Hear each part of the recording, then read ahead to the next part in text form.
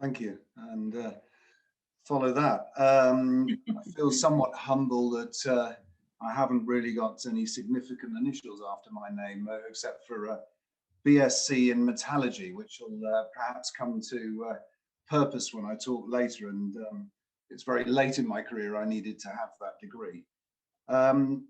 So a bit of background for those of you who don't know, and it's actually quite useful normally when I can see everybody, because as soon as I say I grew up in a business called Michael Page Group, you know, you get people tapping on the next person's shoulder and go, you know, they rejected me, or something, which of course we have to do numerous times. I'm sorry if we did. I'm sure you were very good. It was our mistake.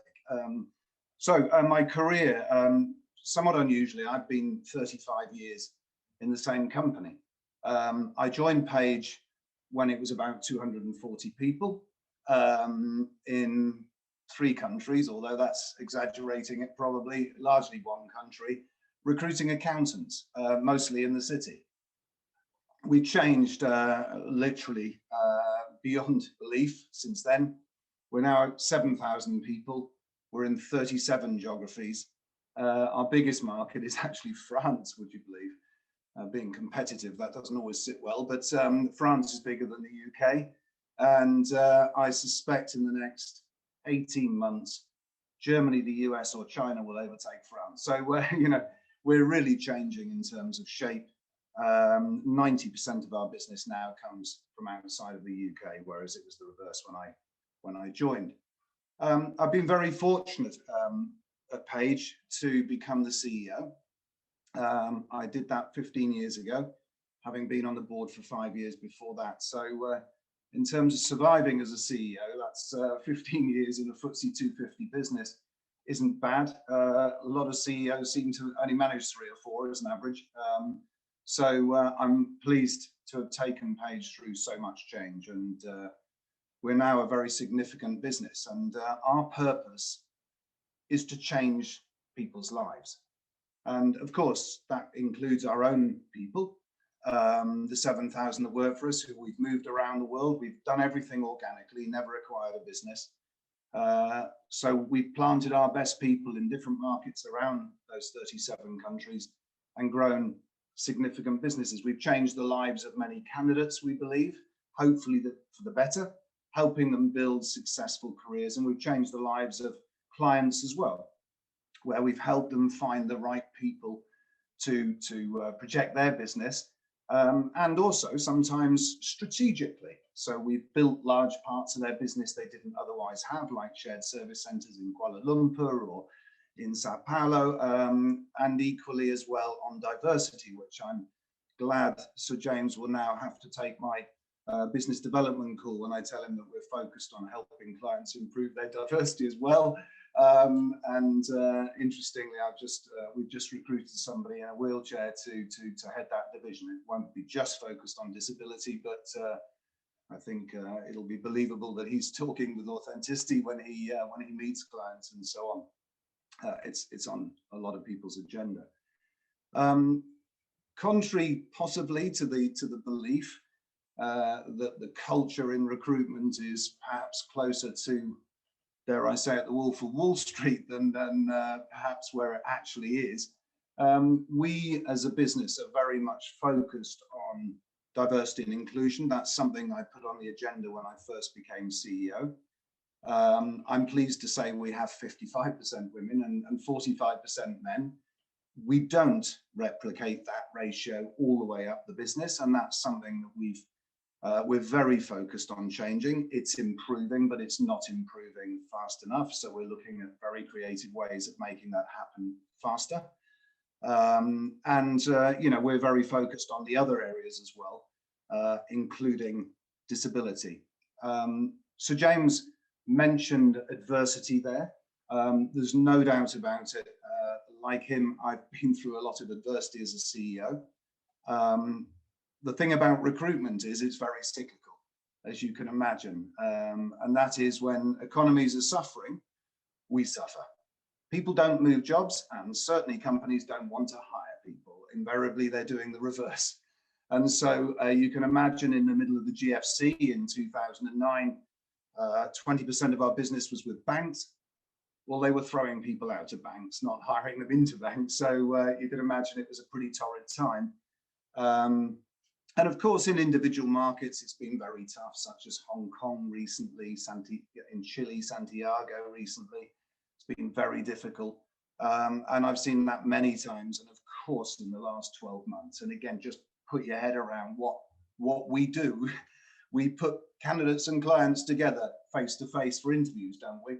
And yet, clearly that wasn't happening last year and still isn't happening in many geographies. So we're transacting business from the very junior to the very senior at CEO level, where literally there hasn't been a face-to-face meeting. So how we have moved and changed. Now, specifically, I've been asked to talk around disability, and I guess there's a personal story and then a professional one. The personal one, 2 years ago, I did something that a lot of people do, and that's went skiing. And I had an accident. I ski all the time, every year. I thought I was a good skier, but clearly I'm not. And I was skiing somewhere that I was very, very familiar with as well, in Wangen in Switzerland. I was on my own, which is the first time I'd done that, stupidly, and obviously I regret it now. My fiance was taking a lesson because she's relatively new to it. And I said I'd see her at lunchtime, and well, I didn't make that lunch, that's for sure. I made a bad decision when I was going down a fast piece of run. It was a very poor day. The lifts weren't working, so I was relying on the trains. And I decided to put an extra turn in because I was going a little fast as I approached a bridge. It's quite a narrow bridge, the width of the car. And so I missed the bridge and basically went into what the bridge was there for, which was basically to go over a river. So I disappeared down about 15 feet into a river. And I can tell you now it was very cold. But straight away, I remember actually as a long-term rugby player playing till I was 40, I remember thinking, don't be unconscious, because that will be game over. And I also remember thinking, this is going to hurt. And it did. So, you know, I cleared the snow out of my ears and realized that I was very cold, except my legs weren't. So straight away, even with my limited knowledge of health and the medical world, I realized I was paralyzed, and I couldn't move my feet anyway. They were uphill, and they were obviously, one of them had a ski still on, and certainly had my boots on, so it would have been impossible. I could see the predicament I was in. Nobody had seen me go in there, so first of all, I had to get found. I knew as a Cornishman that hypothermia was going to set in very quickly if I didn't get out of there. Obviously, I checked my phone. If anyone's thinking logically, that's the first thing you do. Of course, I did. It didn't work because I was in a gully, so there was no signal. So that was quite a difficult situation. I also had another problem, which I didn't realize at the time, but it probably explains the pain I was in. I'd smashed most of my ribs, but also back and front, which means you've got a flailed lung. But what was really annoying, I guess, for the thoracic surgeons afterwards, was bits of ribs shot into my lungs, and therefore I was, if the hypothermia didn't get me, then I was going to drown in my own blood. So I had 1.5 liters of blood in my lungs as well. So difficult situation. It was certainly required, a bit like in the middle of a pandemic. You know, don't panic. Clear thinking does not come at a point where you're panicking. And so think your way out of this somehow. Shout, of course, but as you can imagine, my lungs were getting weaker, and I was generally, so I was getting quieter. I realized that I needed to do more. And unfortunately, that the only way I could think of, because I was quite a long way down, was to attract attention by doing something unusual. But that meant taking items of clothing off, like my gloves. And, you know, this just made me colder, as you can imagine. I mean, I was wet anyway, so I sort of thought, what the hell, and took my gloves off and threw them with supposed accuracy onto the bridge. or close by. Nobody spotted that, so that was no good. And in fact, strangely, there was that moment in time where, and again, if anyone's been faced with this, you'll know you've got this consuming desire to go to sleep, which I realized was the hypothermia setting in. And you know that that's a one-way road. You go to sleep, you don't wake up. And so I with determination carried on. And I actually threw my ski poles, which, trust me, if you can just imagine the picture, is quite a difficult thing to throw up and onto the slope. But it was that was spotted by a Frenchman. So another reason to love France. So a Frenchman came to my aid, and fortunately, he said, "Are you in trouble?" which I thought was a funny question at the time. And I said, "Yes, I am, and don't leave, because I need to see somebody, because if you leave for 10 minutes, I probably won't be around." So he realized the seriousness of nature, and the rest is sort of history. I mean, helicopter arrived. I remember that. That was the last thing I remember before I fell into a coma for quite a long time, and woke up in hospital in Bern in Switzerland. So yeah, they managed to get me out. Obviously, yes, I did have hypothermia. It took them 24 hours to get my temperature back up, and several operations. They clearly had to drain my lungs, patch me up there. They were lucky. I was lucky. They put, coming back to metal here, they put quite a bit of metal onto my ribs, which is unusual, but it would give me more opportunity to focus on the physio I would have to do on my back. And then, of course, they put a load of titanium on my back as well, rods about that long, either side of my spine, with lots of 2-inch screws, basically, it seems to me, looking at the x-rays. Look, I woke up. I mean, the only really sad part of all of this is that I had to put my children through a lot, which I don't like. It upsets me now. But, you know, seeing your old man on a life support machine is not great. Scaring your children is not what about being a parent is about.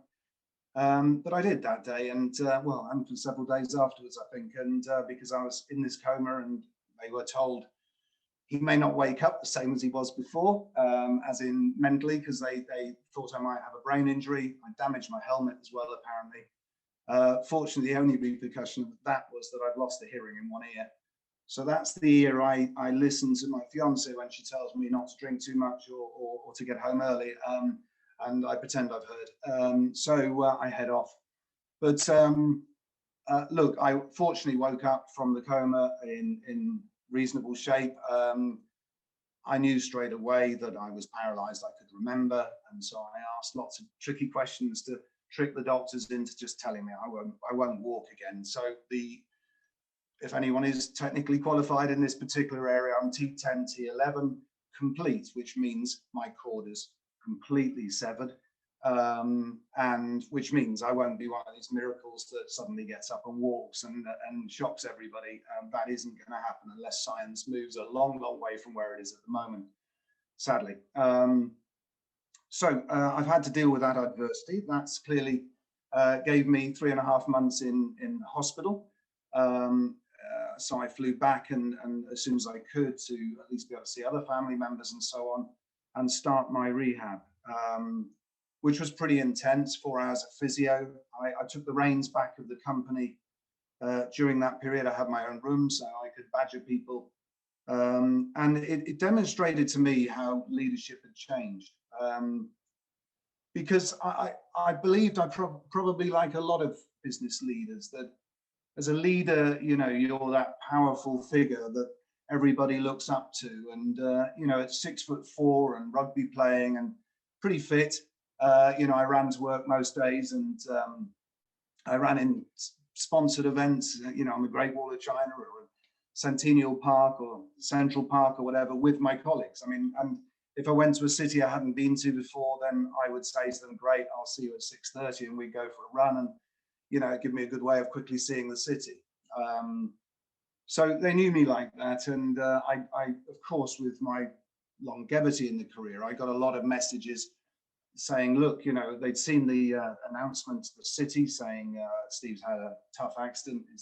He's now in hospital recuperating. They were sending messages like, you know, we'll see you again in Centennial Park. We'll go running again in that JP Morgan run or whatever. And I thought, oh, they really don't realize this is more serious than that. So I decided to record a message to all of them to show my vulnerability, I guess, because I was in a hospital. I managed to put a shirt on like this through a lot of pain at about 4 in the morning because I was awake because I couldn't sleep with the pain. And I recorded a message, which, you know, we put it on our internal social media, Yammer. And, you know, very much talked about what had happened. I talked through the accident. I talked through what I was going to do. I was going to talk through the fact that I was in a wheelchair, how I'd frightened my children, and show my vulnerability. Of course, that gave me 7,000 emails to answer and WhatsApp messages and everything else, as you can imagine. So I somewhat thought, I'm creating more work for myself rather than putting people in the picture. But the quality of the response, or the things that they were saying, were unbelievable. I mean, you know, they were coming out with a lot of things, a lot of challenges that they're personally dealing with. They talked about how they showed the video to they're not meant to, but they showed it to their children and their husbands or their wives or whatever, you know, to perhaps show how one person was trying to deal with adversity. And that motivated me a lot, to be honest. So really powerful experience. And, you know, when I'm looking at the positives, one that I really am proud to have gone through and I'm really pleased with as well. So that's the personal story. I said I'd talk about metal for a moment. It doesn't stop there, of course. You carry on going through adversity with disability and challenges and so on. To give you an example, I realized just when we were in the first lockdown, all that beautiful sunshine and so on, I realized I was in much more pain than usual. The pain doesn't really go away. And I thought, well, this can't be right. So I contacted the surgeon here that I'd built up a relationship with, and I said, look, Adrian, this can't be right. And he said, well, you need an X-ray. Well, trust me, an X-ray in lockdown is a joke. But anyway, I managed to eventually, but ringing up, you know, Stanmore I was assigned to, I rang them up. They said, you're not coming here, which was reassuring. But anyway, I got an X-ray, and then of course I had to have an MRI, and you know, eventually I managed to do all of those things. So I sent them to Adrian and said, okay, so what's the story? And of course, in that delightful surgeon directness, he went, oh, you bust both your rods. Well, what does that mean? He said, well, it means don't make any sudden movements because they could just pop out through the skin. At which I think my fiance said, well, if they do, I'll be horizontal on the floor because that would be quite horrific. You know, I basically said, well, great, when are you going to operate? Could it be Monday? And of course, he said, I'm not allowed to operate at the moment. So all a bit worrying. Anyway, cutting a long story short, he did. It was another 8 delightful days in a hospital with a mask on and obviously not seeing anyone, and a lot of recovery again afterwards. So onwards. But what it did do was it exposed me to disability. And I wouldn't say that I was an expert before. I definitely wasn't. We had done a lot in Page.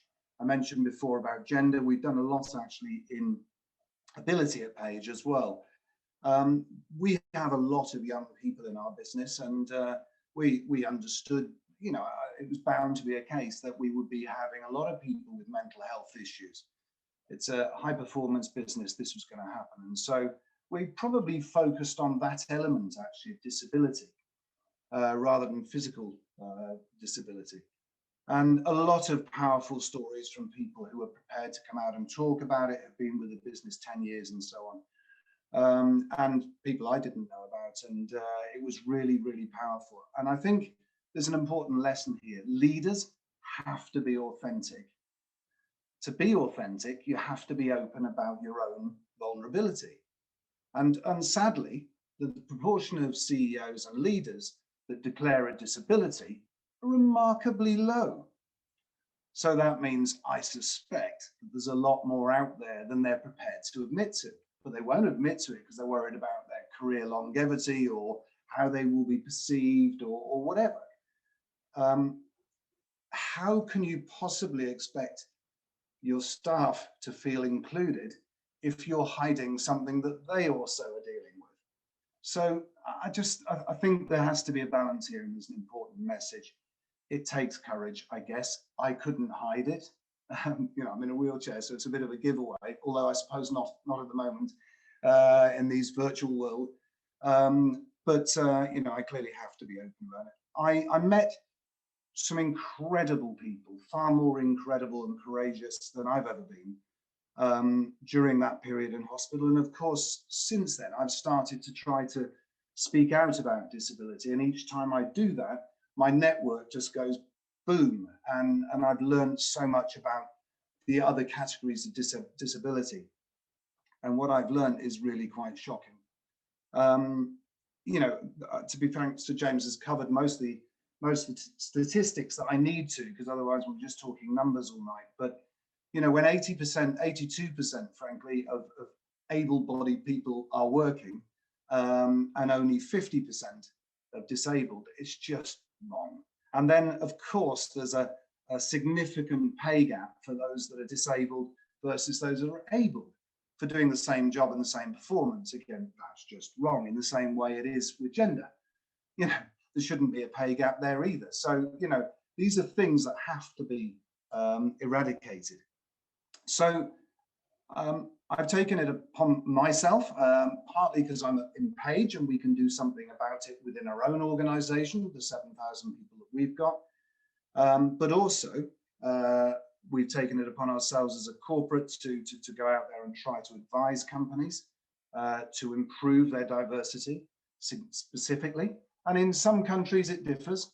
So in Brazil, for example, we have a whole division that only recruits disabled people into companies because they have a quota system in Brazil, for those of you who don't know, based on the number of employees you've got. So literally, we've just, for example, picked up a very large assignment with Vale, who are one of the biggest mining companies in the world, to recruit 50, I think it is, disabled people.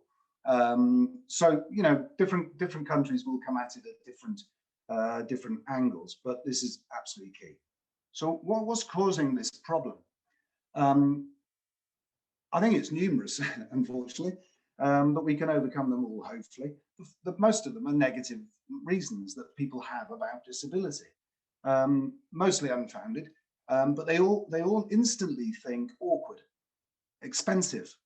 They'll probably always be ill. They'll be off. They won't work as hard. They'll probably leave anyway. You know, all of these different things, which is the wrong way of looking at it. And I'll come back to perhaps how I see it. A lot of, therefore, unconscious bias. You know, naturally, somebody in a wheelchair, for example, isn't as strong and as powerful. You know, isn't somebody who can make clear decisions and so on. Again, missing the point, I think, a lot in terms of what we look for. Also, fear.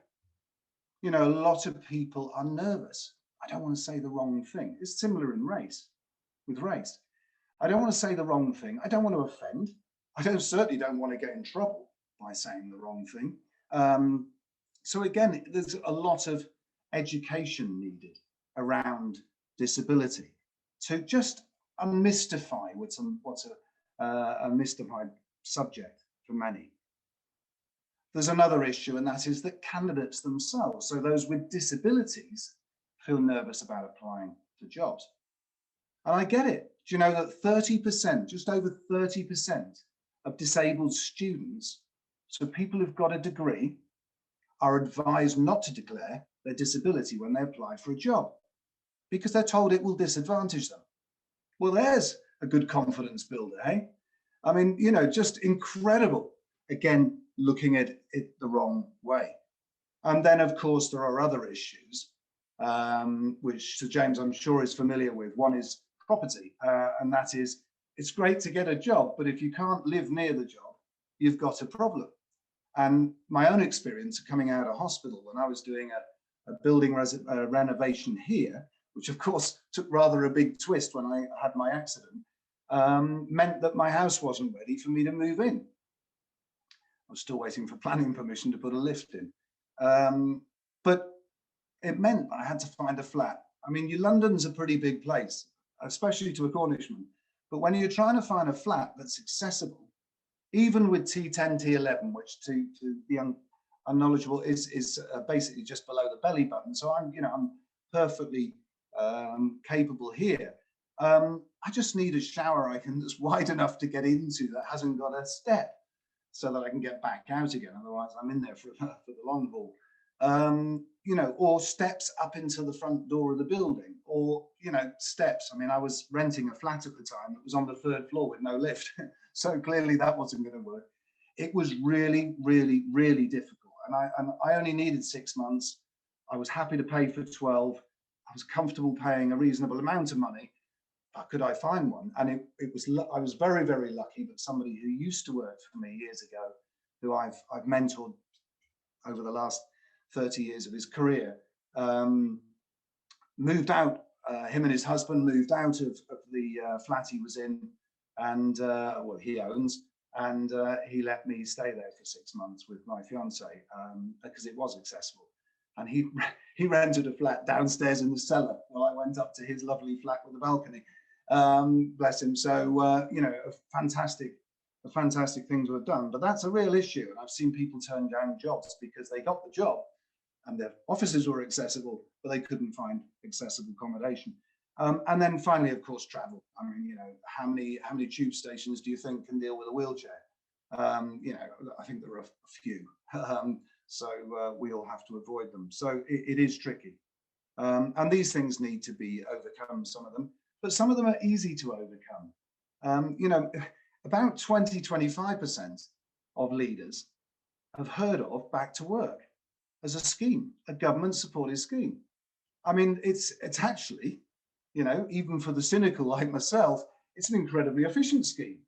In that somebody came to see me almost straight away after I got back to work. What do you need, Steve, now that you're in a wheelchair? I told them, they assessed it, and they paid for it. They didn't need to, but they did. And having paid plenty of tax in the past, I thought, why not? So, anything that was an obstacle and things that I could tell them about, they were prepared to help me overcome. So I've got a standing machine that I can climb up into. It means I'm standing, which helps my blood pressure and everything else. And actually, this is one that I can drive around, which means that I'm about 3 inches above the ground, and I'm 6'4", so it means I'm the tallest in the office. And I scare people to death as I suddenly sort of zoom around in this machine around the office, partly because it looks so unstable. Anyway. So, there are ways of overcoming some of those things. The reality, though, is, and I could tell you so many, I'm sure that video that Sir James mentioned would help as well. I've got to speed up. So would make it clear that there's been an amazing amount of courage that different people have shown. And what people are not realizing is the qualities that people who are disabled bring. If we're recruiting graduates, and 14% of graduates have got a disability, if we're recruiting graduates, what do we look for? They haven't got loads of experience because they're just coming out of university. We look for courage. We look for resilience. We look for people that can overcome challenges. We all of these different things. We look for loyalty, passion, any determination, stamina. Trust me, when you've broken your back or many other things, overcoming challenges is absolutely what's demonstrated by that whole category every single day. Not just when you break your rods, but just getting up in the morning and putting a suit on. If somebody organizes for me to be in an investor call at 7:30 in the morning, I'm getting up at 4. So I mean, I'm pretty efficient with my time. I have had to be as CEO traveling around 37 geographies. I have taken efficiency to another level to do my job. So, the adversity we have to overcome is a given in most cases. Most people in life, we know this, work because they want a purpose. Disabled people are no different. So this is what we've got to do. I have dealt with it, but I was, 58 when I had my accident, so my career was, you know, a long way in, and, you know, I'd done a lot of things physically on my legs. I'm a lucky guy. Imagine this at 17 or 20, and then dealing with that. Your buddies are going off to university. They're still playing rugby when you can't. You can't even get onto the pitch to watch it. You know, they're having girlfriends, boyfriends, whatever it is, you know, all of those natural things you thought you were going to do, your plan is just literally smashed. I met one the other day who was going to go into the armed forces because his dad's in the armed forces, his granddad is. He was at university studying a really useful degree, history. And, you know, he suddenly finds himself having to make completely different career choices. I'm glad to say he's joining us. He's tetraplegic, he's here, roughly speaking. So, you know, I'm glad to say he's joining us because he's shown incredible courage and adversity, and he's a really smart guy. And I know he'll do a great job for Paige. So to me, Paige is very much about that. The things that Sir James talked about in terms of the actions they've taken at Waite, similar to us, we've created shadow boards. So the executive board that runs the company has a shadow board of people from all sorts of ethnic minorities, sexual orientation, disability, and they give us very, very powerful recommendations to our board, because our executive board is not diverse enough. We have those in the regions and all the big countries as well, France, UK, and so on. We've done a lot of training, as you can imagine. A lot of that's been digital recently, but a lot of training, mentoring, again, very, very powerful, because it can all help to educate. And I know if we start to improve and people are open about their disability, more and more we'll educate those that don't know much about it. And I think, again, it is one of those sort of chicken and egg things that we've really got to move on. Inclusion is simple. I was asked to say, you know, what is my interpretation? Everyone who goes to work should feel that they've got an equal voice, an equal opportunity, and enjoy it in the same way. You know, I've loved working, as you can possibly tell, and I don't see why everyone else shouldn't.